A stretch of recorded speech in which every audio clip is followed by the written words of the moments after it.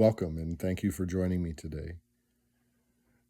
This is part 3 of Letters from the Other Side of Sleep, 30 Days of Dreaming and Disappearance by Michael Anthony Rowe, me. This is day 16, The Shape Between the Light. Dear you, the air shimmered again today. Not like heat, more like recognition. Something stood just beyond the sunlight, trying on your posture. I didn't move. It tilted its head the way you do.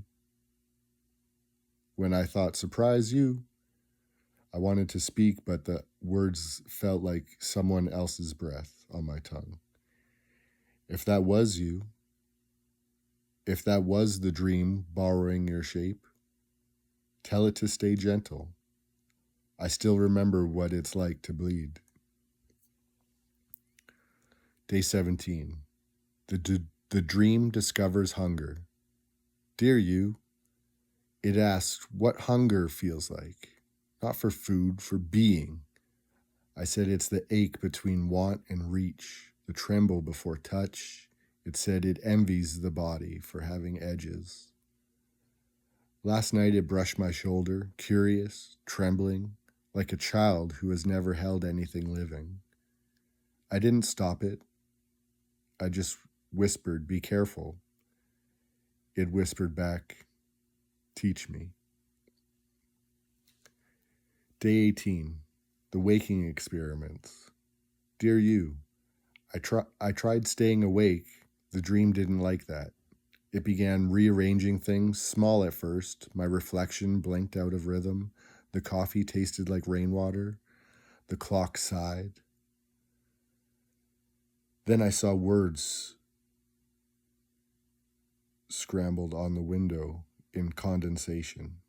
Sleep isn't where I live anymore. When I blinked, they were gone, but the glass was warm, as if someone had leaned close to see how I'd react. Day 19. The world misplaces you. Dear you, you weren't in the photographs this morning. Your smile remained, but it belonged to someone I don't know. The dream said, not to worry, that you've just slipped a few inches sideways in time, where the clocks hum in lower tunes. I asked if I could follow. It said I already had. Now I'm writing this in a language that feels like falling upward. Day 20. The confession beneath silence. Dear you, the dream told me the truth. It said it doesn't want to let me go, that it's tired of being the pause between things, the backdrop to waking. It wants permanence, to stop humming behind the walls and start breathing through them. I said love is an ownership. It said love is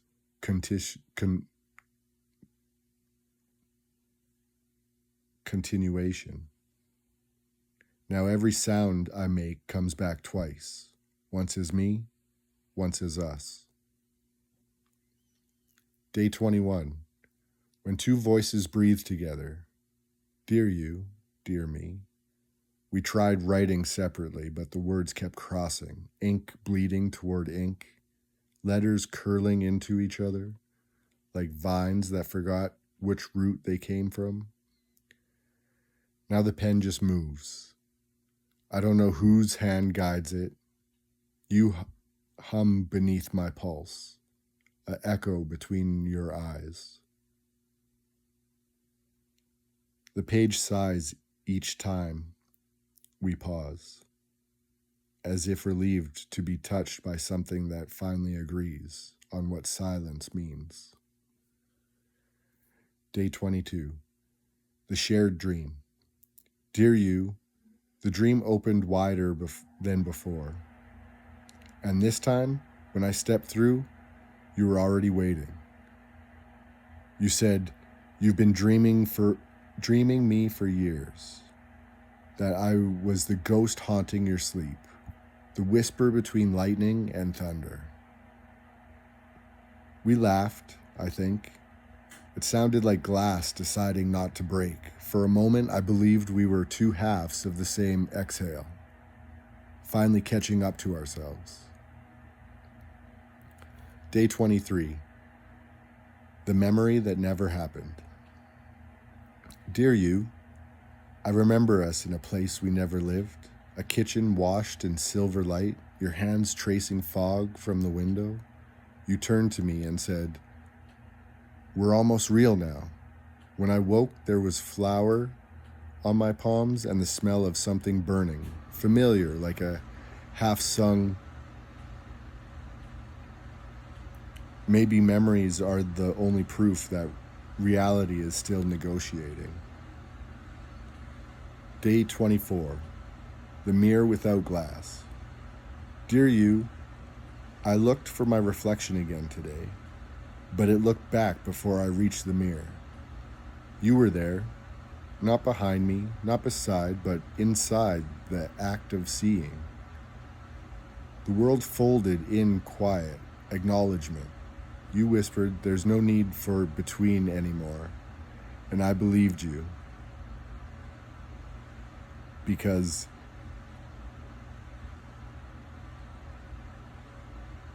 belief is what happens when love forgets to ask permission. That will conclude part 3. Thank you for listening, and I hope you have a good day. Thank you.